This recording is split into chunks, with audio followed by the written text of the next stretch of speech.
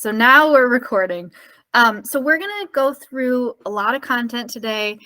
We've got a lot of slides, and so we will have time, hopefully, for questions at the end, but we're going to wait for questions until the end just to make sure we can get through everything. But we do have Cassie here who can answer some things in the chat as we go along. But like I said, most questions in the discussion we will save for the end to make sure we get through everything today. So just a quick roadmap for today. We're going to do some quick introductions. We're going to talk about the Office of Homeless Initiatives and Division of Housing of the state of Colorado and kind of where we fit into the balance of state COC work. We're going to go over the annual NOFO competition and talk about what it is. And then we'll dig into this year's NOFO specifically, including how interested applicants for both renewal and new projects can apply. So before we dig into those things, and then, we'll also have some time for to talk about resources. And then, like I said, we should have time for questions today. If we don't get through all the questions, we can definitely set up some other space outside of this to make sure everybody gets what they need before moving forward with the NOFO process. So before we dig in, let's do some quick introductions. I think I know everybody on this call, but I'm Chelsea Mandel, and I work with the Office of Homeless Initiatives within the Division of Housing. And I work on a couple of different projects, and I'm working on the balance of state transition planning. And so that is why I'm here today leading this webinar. I'll be the primary point person for the NOFO this year. And then I also have my colleague Cassie here, who will introduce herself in a minute. And then we're really excited that we have some guests with us from the Colorado Coalition for the Homeless, or CCH, as well, because CCH has historically led the NOFO and coordinated all of the balance of state efforts. And so they have a ton of expertise and knowledge as we dig in today. So I'm going to pass it to you, Cassie, for a quick introduction. And then why don't you pass it to Deanne and Mark and Rebecca? Sure. Yeah. Hi, folks. Cassie Westmoreland. Similar to Chelsea, I work with the Division of Housing on a few special projects, and I'm helping with the balance of state transition, focusing on the HMIS side of things. So I've been involved in the NOFO conversations and know enough about this hugely complex process, probably to be dangerous. So I'm here to help. I'll be managing the chat. Like Chelsea said, we'll save relevant questions for the whole group at the end, but if you have questions as we're going through, I'll try and answer them as possible. But yeah, excited to be here, excited to be part of the discussion. If you do have any HMIS questions or concerns, feel free to reach out to me about those. Otherwise, I will pass it over to Deanne. Hi, everyone. This is Deanne Witzke. I'm the Vice President of Community Services at the Colorado Coalition for the Homeless. Very happy to be here with you all today. I will pass to Mark. Good morning, folks. I believe everybody I've met on the phone calls or Zoom calls during the last few years. I am the CCH Rural Initiative Manager, and I'm here to help answer any questions. And I will pass it over to Rebecca. Good morning, all. I'm Rebecca Meyer, and last year, CCH gave me the opportunity to come on as a contractor and help with the NOFO process. So I am continuing this year to help with the transition and help with the NOFO any way I can. So good to see you all. Thank you. I'm excited that we've got some really amazing brains on this phone call when we do get to questions and as we move through today. So a couple of us have mentioned the word transition, and so I just want to provide some context about where the Office of Homeless Initiatives and the Division of Housing fits in with the balance of state COC. So as you all know, there are 4 continuums of care, or 4 COCs in Colorado. So these are the federally recognized entities that apply for COC funds on behalf of the COC region. And so the U.S. Department of Housing and Urban Development, or HUD, requires that every COC has a governing board to carry out all of the COC program requirements. And earlier this year, the Balance of State COC Governing Board selected Division of Housing to be what's called the collaborative applicant and the HMIS lead. And so the Division of Housing is serving as the collaborative applicant for this NOFO. And what that means is that Division of Housing is designated to apply for the COC funds on behalf of the COC. And so that is why we are giving this webinar today, because we will be the group that is coordinating this process and actually submitting the COC's applications to HUD. Okay, so we are going to talk high level about what the annual COC funding competition even is. So the COC program competition occurs every year, and HUD requires that COCs register as a COC. HUD reviews some existing grant information, and then they release what's called a notice of funding opportunity, or NOFO. So a lot of times you might hear, oh my gosh, HUD dropped the NOFO. That means that HUD published this announcement, which announces what the competition process is. So how organizations can apply for COC funds, how HUD will be scoring the applications, different deadlines. There's a lot of really important information in that annual NOFO.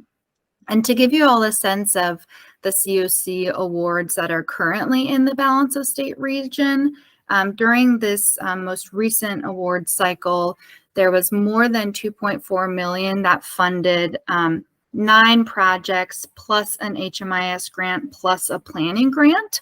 And those projects and that 2.4 million is across multiple recipients and subrecipients. And I do want to make just one really important note today, because it's come up a couple times, is that this 2.4 million that we're talking about is different than the special or the supplemental NOFO that was released last year as well. So the NOFO that we're talking about today is, and I'm using quotes here, the quote unquote normal NOFO or the quote unquote regular NOFO. It's not a new or a supplemental NOFO. And then I also want to highlight that the NOFO we're talking about today is not for the Youth Homelessness Demonstration Program or the YHDP program. So you all, as the Balance of State, had a huge success really for the supplemental NOFO and the YHDP program, that you were selected as a YHDP community. And if you've read the NOFO, you'll see that the NOFO mentions YHDP a lot, but it's actually talking about a different YHDP round. So Balance of State is in round 6 of YHDP, and the YHDP information in the NOFO is only for earlier rounds. And so if you are a YHDP partner, you do not have to do anything with this NOFO. So I want to make sure that folks are aware of that. Okay, so I mentioned earlier that we have 9 projects for housing and services, plus an HMIS grant, plus a planning grant currently. And so the 9 projects are spread across 3 recipients and about a dozen subrecipients. And so a recipient is the organization that actually submits the project application to HUD and then enters into a grant agreement with HUD. And then if the recipient decides to award out funds as well, they award those to organizations, and those organizations are called subrecipients. And so we have 3 existing or renewal recipients. We have the Colorado Coalition for the Homeless, which has multiple subrecipients. We have the Division of Housing, which has multiple subrecipients. And then we also have Grand Valley Catholic Outreach. And so what this means for organizations who receive COC funds already and plan to renew their projects, it's business as usual. These 3 recipients are planning to pursue renewal funds from our knowledge, and then they'll continue to work with their subrecipients behind the scenes, however they need to make sure they can submit their renewal application. Okay, so who is eligible to apply for the COC program? This language comes directly from the NOFO. There are multiple organization types that are eligible to apply to the NOFO, but they have to be designated and approved by the COC. And so this is where it gets a little tricky. We're going to see if this graphic will make sense to folks. We're going to try. So what does this actually mean in practice, that, you know, the projects have to be designated by the COC? So annually, HUD releases the NOFO. The collaborative applicant, which again this year is Division of Housing, coordinates the application process on behalf of the Balance of State COC. So for example, we say, hi everybody, let's get on a webinar and talk about the NOFO. Interested applicants will submit their application to the Balance of State COC. And then the Balance of State COC Project Ranking Committee will rank those projects and then give recommendations to the governing board, who will vote on those projects. Then the Balance of State actually prepares and submits what is called a consolidated application. And so the consolidated application includes the project rankings, and then it also includes a COC application. And then HUD will select awards and execute grant agreements with those applicants directly. And then the applicants and the Balance of State will work together throughout the year, you know, collaborate on reports and continue until the next NOFO. So we've got a lot of different layers here, but the HUD has designed the COC application process with the intent of expanding coordination across the communities. And so that's why, even though we have individual project applications, those projects are first rated and ranked by the COC ranking committee. So let's dig into this year's NOFO specifically. I do strongly encourage anyone who's interested in applying for COC funds to review the NOFO very closely. It's posted on grants.gov. It's also posted on HUD's COC competition page. Both of these embedded links will get you to the NOFO, but the websites are formatted a bit differently. So if your brain is like mine, one website will be a lot more user-friendly to you. So whichever you prefer, the link will get you to a copy of the NOFO. Okay, so what does the NOFO actually fund? So the NOFO this year allows for COC funding for multiple components. So there's permanent housing, which includes both permanent supportive housing and rapid rehousing. There's transitional housing. There's a budget line item for HMIS if you have other project components. And then applicants also have the option for a joint transitional housing and rapid rehousing projects. And to give you all a sense of potential funding, so Beverly, you read our minds asking earlier about the estimated funding amounts. These are the estimated amounts that HUD has released on their website. So we have what's called the annual renewal demand, which is a little more than 2.3 million. And the annual renewal demand is the total amount of all of the existing COC projects that are eligible for renewal before any adjustments are made, you know, based on fair market rent or any adjustments or increases that HUD might make to that amount. And then HUD uses a two-tiered approach when they're reviewing and selecting applications. And the two-tiered approach basically indicates to HUD what a COC is prioritizing. And so when a COC tells HUD, you know, we've placed this project in tier 1, that COC is telling HUD, we're prioritizing this project based on local needs and local gaps over projects that we've placed in tier 2. And then so there's about 2.2 million available that HUD will allow us to place 2.2 million worth of projects in tier 1. And then how the funding actually works, HUD will conditionally select project applications in tier 1, and they'll basically just go from the highest scoring COC down to the lowest scoring COC. And so it is very likely, or historically, tier 1 projects have been funded. And then they'll do the same thing with tier 2. So they'll go from the highest scoring COC down to the lowest until they run out of money. And so again, historically, Tier 1 projects have been funded, but Tier 2 projects have not always been funded. And then we also have COC bonus funds, which are used to create new projects. And so theoretically, if the COC and the project scored high enough, the COC could receive a maximum of about $241,000 in bonus funds. There are also DV bonus funds. And so theoretically, if the project scored high enough and the COC scored high enough, the COC could receive a maximum of about $345,000, specifically to serve survivors of domestic violence and dating violence, sexual assault, or stalking. And then the COC will also apply for a planning grant. This is for the collaborative applicant only. And then, like I mentioned earlier, HUD may post a revised report, but these are the estimates that they've released so far. And then just something else for folks to be aware of that the collaborative applicant or the HMIS lead could pursue. There is an eligible coordinated entry project this year, so long as the project supports the entire region. There's also a planning grant I mentioned earlier, which the collaborative applicant will apply for. And then there's an HMIS grant for the HMIS lead as well.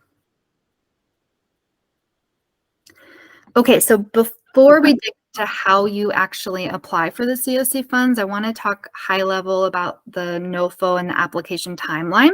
Again, this timeline is posted on our website and it's linked here and it's linked at the end of the slides as well.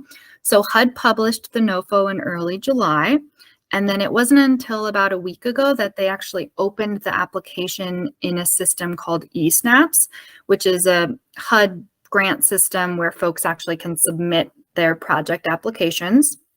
And then there are two really important dates that I want you all to remember if you are here because you're interested in applying for funds. So the first important date is August 8th.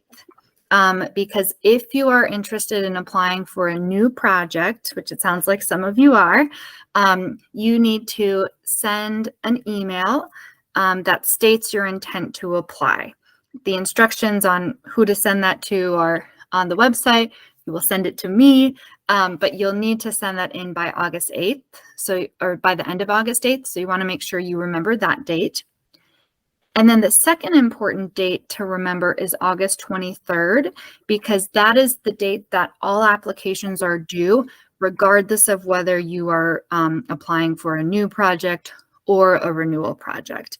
And again, instructions are on the website.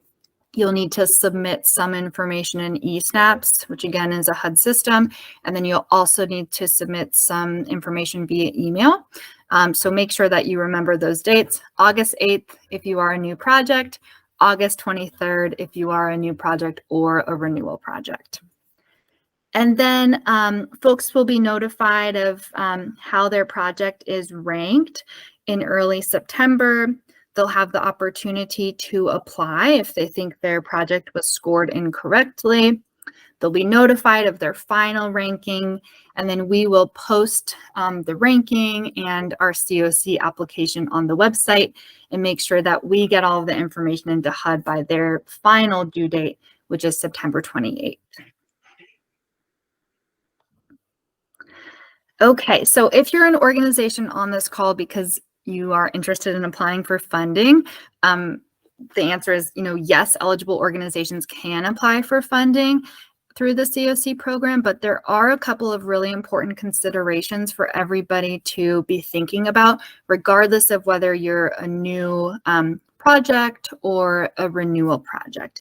And so one of those considerations is HUD's homelessness policy priorities, because they will expect applicants to really clearly demonstrate this year how their projects are advancing these priorities.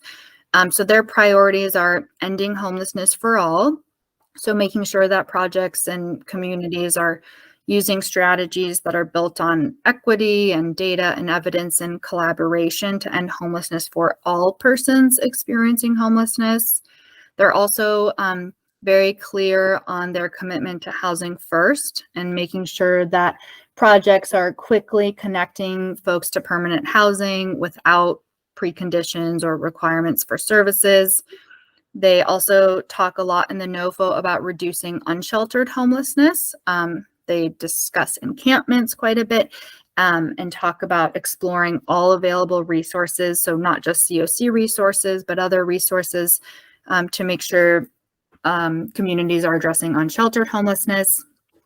They're focused on improving system performance. So looking at how COCs are performing with some key system performance measures. And then something that has come up a lot this year is partnering with housing, health, and service agencies. So working closely with health care organizations and making sure that folks have access to healthcare. They are very focused on racial equity as well, and acknowledging that Black and Indigenous and other communities of color are overrepresented in nearly every community's homelessness population, and really emphasizing changes and some shifts in decision-making power to advance racial equity within COCs. They're also focused on improving assistance with LGBTQ plus individuals, so meeting the needs of folks and also expanding partnerships throughout the COC. And then the final two priorities are focused on persons with lived experience. So HUD does expect that COCs are engaging people with that lived expertise in their decision-making process, and that organizations are prioritizing hiring people who have experienced homelessness. And then finally, they're focused on increasing affordable housing supply. So wanting to see how COCs and projects are engaging with local leaders about affordable housing supply, because they recognize the direct connection between housing supply and homelessness.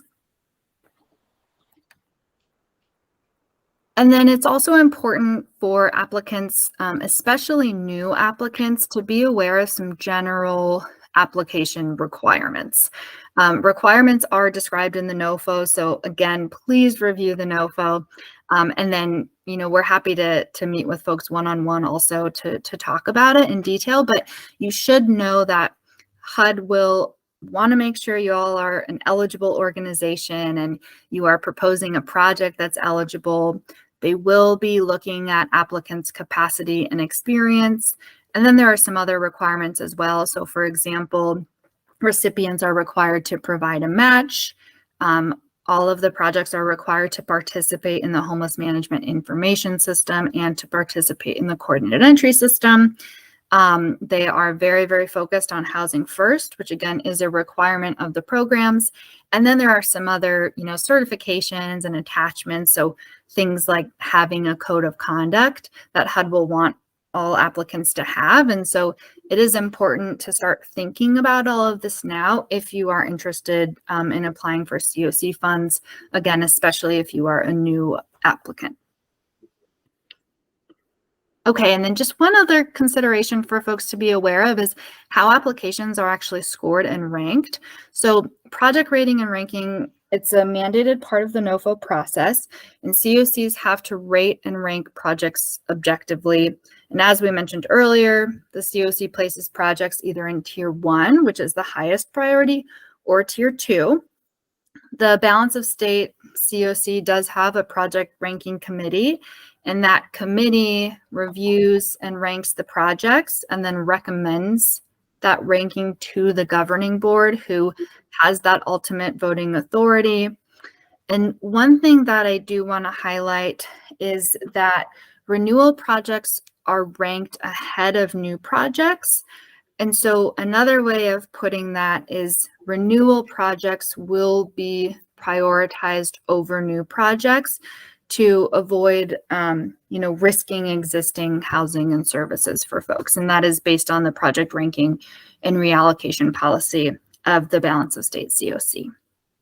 And then another consideration for folks to be aware of is that HUD scores applications based on multiple factors. And one of those factors is how the COC at large scores nationally.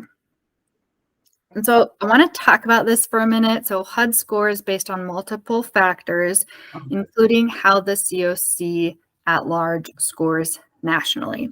So we often talk about project applications, which are, applications for specific projects that will receive funds if they're awarded.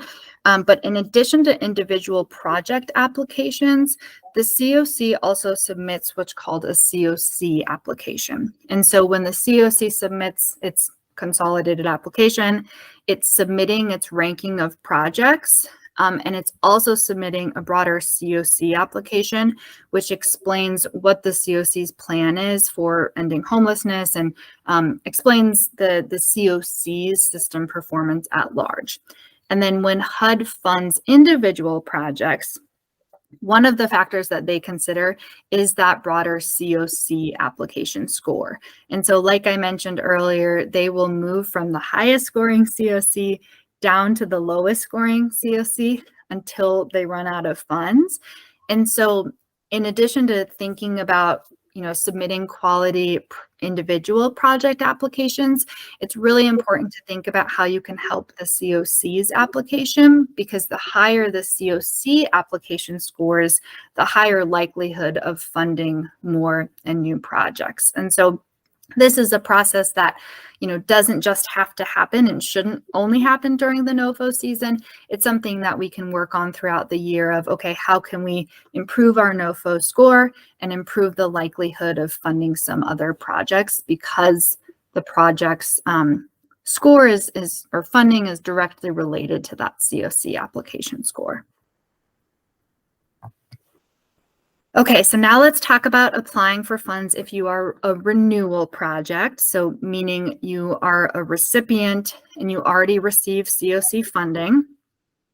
Your scoring is very similar. It's a very similar process to how it was last year. So your scoring will largely be based on your most recent annual performance report, or APR. So that's data that comes from HMIS. And then as we talked about earlier, the date to pay attention to for renewal projects is August 23rd, because that is the date that applications are due to be reviewed by the project ranking committee. And you are going to submit a project application in eSnaps. And then you're also going to submit 2 documents via email. So one of those documents is an equity measure questionnaire, which is unscored and which you all saw last year. And then we also have this great new checklist that was created this year. It's a certification form to help folks make sure that they're meeting threshold requirements, which you will submit as well. So you'll submit the project application in eSnaps, and then you will submit the equity measure questionnaire and the certification form via email. And you all should have already received an email from me, so you can check that out for details. And then we also have more details in the actual documents themselves on the website. And if you do anticipate major changes since the last time we connected, please just reach out and let us know so that we are prepared to consider what those changes might be as we move through the ranking process. Now let's talk about applying for new funds or for new projects. So this is if you are a project and you do not already receive COC funds directly from HUD. So new projects are created in one of two ways. They can be created through what's called reallocation. So that would be changes to existing projects and shifting some existing funds around. And then they can also be created through bonus funds, which again is based on the overall COC application score, and then some other factors that are outlined in the NOFO. In the NOFO, HUD states that they will have all of their funds obligated by HUD by September of 2025. It could happen earlier. And then actual grant terms really vary by project type. And so you might have a grant term that is 12 months, it might be 18 months, it might be 2 years or 3 years or more if you're awarded. It really depends on the project type. So if you are interested in applying to COC funds, just make sure you review the NOFO, and that will lay out what those grant terms are. And then the scoring is based on what's called the new project scoring criteria or scoring tool, which is included on our DOH webpage. And HUD does require that that tool looks at how the project is improving system performance. But you can find all the details in that tool on our webpage. And then just a reminder again that new projects are ranked after renewal projects per the reallocation and ranking policy. And so existing projects will be ranked first or prioritized over any new project applications. And then we discussed already what those project components are, but folks can apply for some permanent housing projects. Folks can apply for the DV bonus funds. And then you can find more details in the NOFO, which references the COC regulations a lot. And so we've put a link to the COC regulations in case when you review the NOFO, you wonder where those regulations live. And then again, like we talked about earlier, the date to pay attention to for new projects is August 8th, because that is when the email is due, which needs to state the organization's name, list of subrecipients. So again, if you are awarded, if you plan to award out those funds, those agencies would be subrecipients, the estimated amount of funding request, and the project types. The letter or the intent to apply is non-binding. And so even if you're just thinking about applying, you'll want to make sure you get that into us no later than August 8th. And then again, the other date to pay attention to is August 23rd, because that is when your applications are due. And so you'll have a project application due in eSnaps. You'll have an equity measure questionnaire due via email. You'll have that certification form that I talked about. And then you'll also send to us a most recent copy of your audit. If you are an organization that hasn't had an audit done, not every organization is required to, that is okay. Just submit to us an attachment that explains why you do not have an audit. And we can talk about this in depth more together if you are a new project and a new applicant, because the eSnap system can feel kind of overwhelming or kind of confusing. And so if you are an organization that feels like, you know what, I think I'm in a position to apply this year, let's talk about it, and we'll make sure that you have all of the resources that you need to feel comfortable navigating this process, because it can feel a little complicated, but we can sit down one-on-one and go through exactly what the process is so that you feel confident moving ahead. And then again, all of this information is on our webpage. And then we are about to talk about a couple of resources, which would be some good starting points for you as a new project or a new applicant. So let's talk about next steps. Let's talk about resources. I do want to make sure that I think everybody on this call received the latest email from me, which talked about this webinar. But if you did not and you want to receive NOFO emails, please reach out to me and let me know, and I'll add you to the list to make sure that you get all of the NOFO notifications from us. As a reminder, the PowerPoint will be posted on our webpage, so you can access all the content and all of the embedded links. And then just general balance of state COC involvement.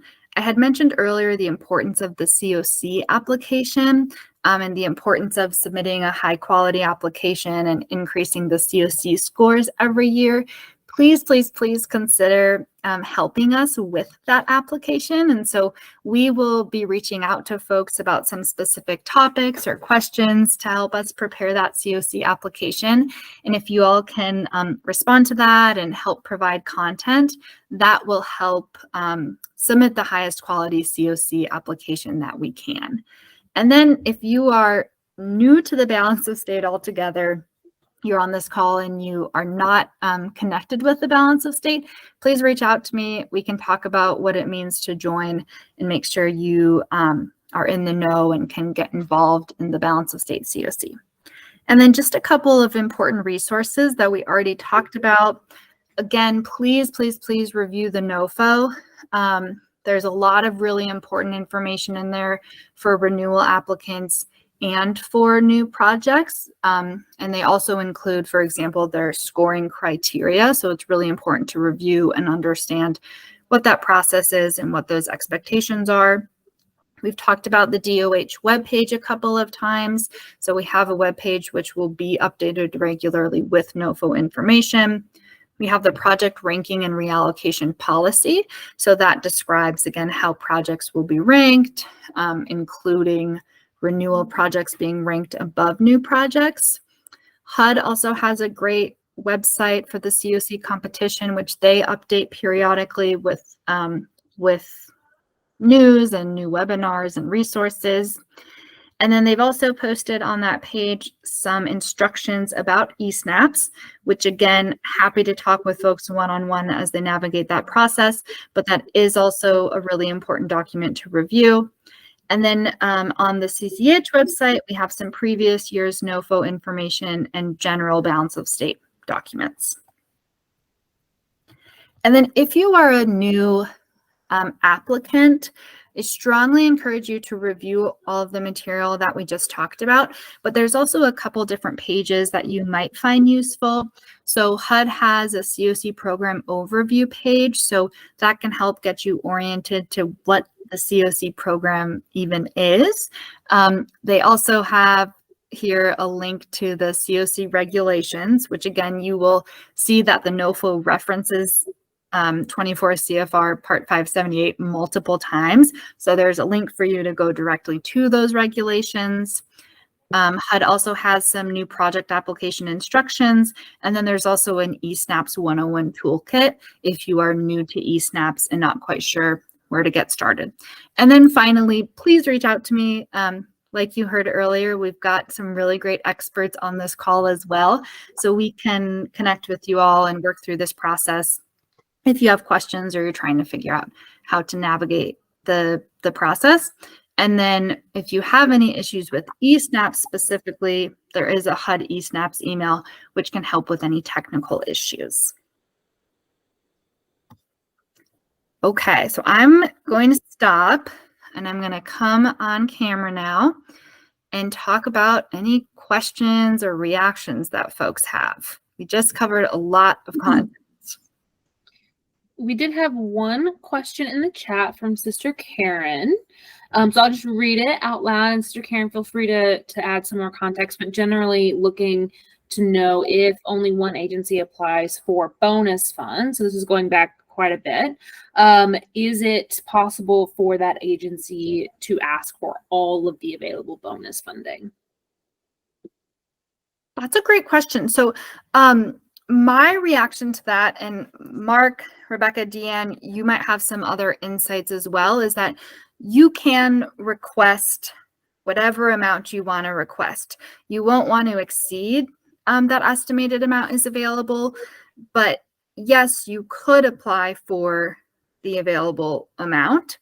Mark, Deanne, Rebecca, what insights or thoughts do you have, or how might you correct or adjust what I just said?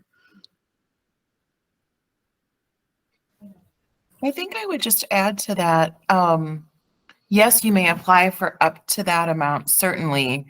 Then when all of the applications come in, they will be scored and reviewed by the committee.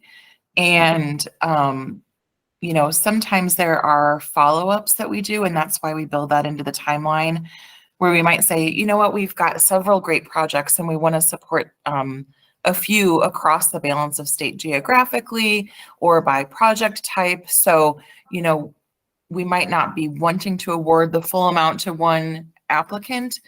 So there might be some follow-up conversations from the ranking committee to say, you know, if awarded less than what you requested, would you be able to support, you know, a full project? But I would say the way to approach it might be to say, you know, what can we reasonably support with these dollars, and what project do we want to put together ideally, just knowing that if the funds are not able to stretch and we have many applicants, there might be a follow-up conversation from the committee about reducing that. So that's how it's historically happened. And that's also why we're asking for those letters of intent, to kind of get that idea of what pool of applications we'll have coming in. That was my question. It said if only one agency applies, can you ask for then all of the funds? Let's say that only one agency is going to apply and they don't ask for all the funds, what happens to the rest of the funding? Does our area just lose it? So it's a great question. So the COC is not guaranteed any of those bonus funds. Mhm. That is just the maximum amount that we could receive. Mhm. So it's all going to depend on how both the individual project applicants rank and how the COC scores. And so it's possible that the COC at large might not score high enough to receive all of those dollars. And so it's not that we'd be losing the funds. It's that HUD might not award us all of those funds, but based on their formula and their percentages and their NOFO, technically the maximum that HUD could award to us would be that maximum amount. Does that make sense? Yes, but my other question then would be, after the 8th, will you know how many agencies are applying for it? And can you share that with us?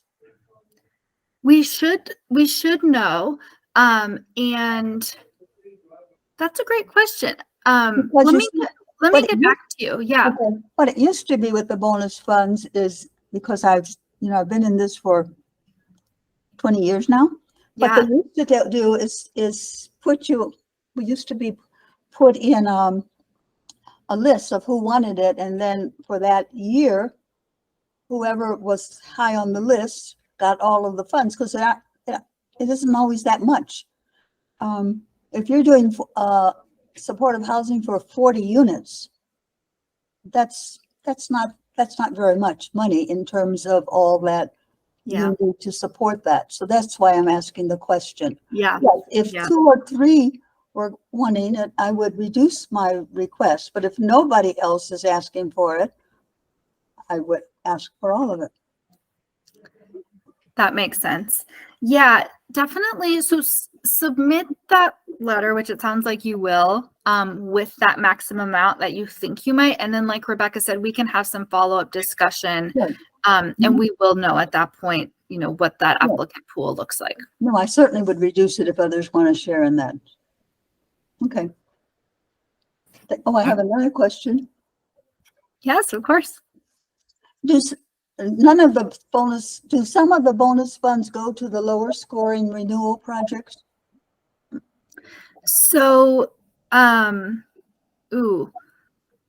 Rebecca, Mark, Deanne, you want to take that one? No, is the short answer. And I'll try to be succinct on HUD math. We're given kind of an allowable amount to apply for renewals. And then that allowable amount that I know Chelsea had a slide for of planning dollars and bonus. So the bonus would be considered the new, and the DV bonus would be the new projects to support DV specifically. However, of that renewal amount, not all of that will fit into our tier 1. Some of that might be in our tier 2. And the way that our policy is written, new projects would be in tier 2 as well. So there's a little bit of a difference between what we're allowed to apply for and then what will be funded. So we could apply for all of the allowable funding, but then what's in tier 1 is kind of, as Chelsea had noted, what's considered, this is our priority, this is what HUD will generally fund all of that. And then tier 2 is more, this may or may not be funded depending on how we perform as a COC. And did that clarify? Did that answer your question?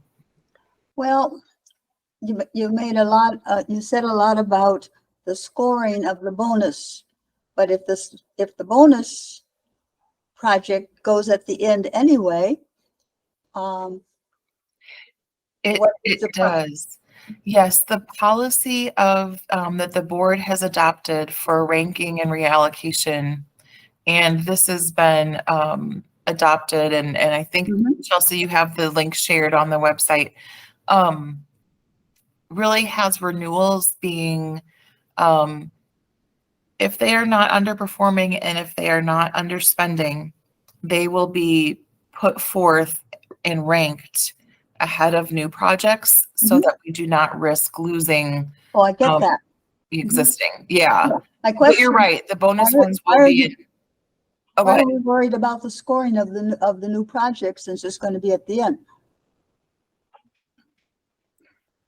Yes, the scoring of new projects will be at the end compared to existing projects. Yeah. So, okay. Another question. What do you mean when you say unsheltered homelessness? Yeah, so when we're talking about those HUD priorities, so when in the NOFO, when they're talking about unsheltered homelessness, they're talking about folks who are what some folks might say, on the streets, and not accessing sheltered spaces, or traditionally sheltered spaces. So again, they talk a lot about encampments and folks who are in encampments and not connected with or accessing shelter. I do think there is a specific definition, which I could send to you, or Cassie, Rebecca, Mark, Deanne, you might know it. But the example that they use a lot is folks who are in encampments rather than those traditional shelter spaces. Okay, thank you. Cassie, could you go ahead? Yeah, generally, Sister Karen, it means folks who are sleeping anywhere that's not meant for human habitation. So like Chelsea said, in the street, in their car, somewhere like that. And it looks like Deanne just put the specific definition into the chat. Thanks, Deanne. Thank you. What other questions or reactions do you all have? Marian? Hi.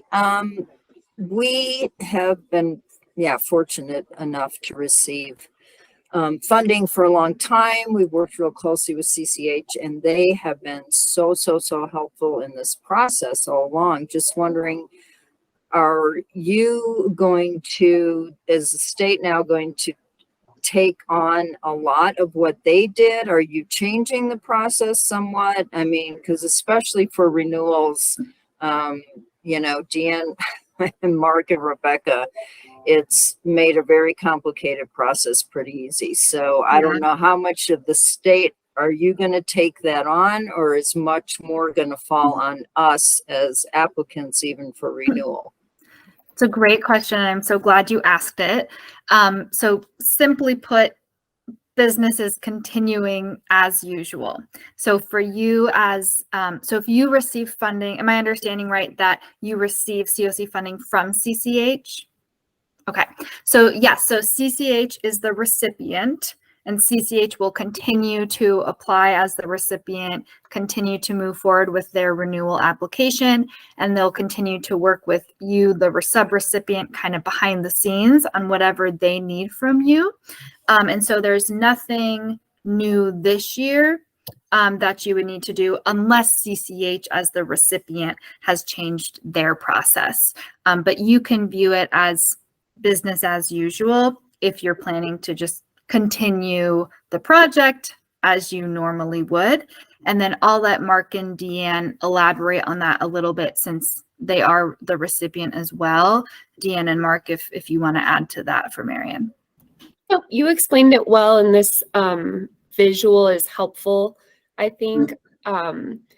And Marian, I know we talked kind of shortly after the board vote. It is a little confusing with things shifting this year, but as Chelsea said, we still intend to do the application process and work with you on getting specific answers, making sure data is clean, everything like that, and we'll continue to administer the funds to you all. So we can kind of work outside of this group, of course, on that, but it is confusing, and I'm sure your question feels relevant to others. So if there's any other clarifying we can do, let us know.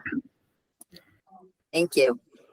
Yeah, I think one way to think about it too is, this transition with CCH and DOH, it's not for individual project applications. It's really just for the entity that is helping to kind of coordinate and submit the broader application. But when it comes to existing recipients and subrecipients, you all can keep, powering through as you usually do. Any other questions or comments? We have about 5 minutes left. No, but I appreciate your taking the time to go through this. It's always good to have a review. Thank you, and thanks for the great questions. Yes. And Well- I also found your presentation very clear, very to the point. Thank you. Good, we appreciate that. All right. Well, I will stop recording. If anyone wants to stay on and chat for a couple of minutes, please do. But thank you all for being here. And please, please, please reach out with questions or comments. And we are excited. We're going to work through this and we're excited. So thanks. Thank you. Thank you.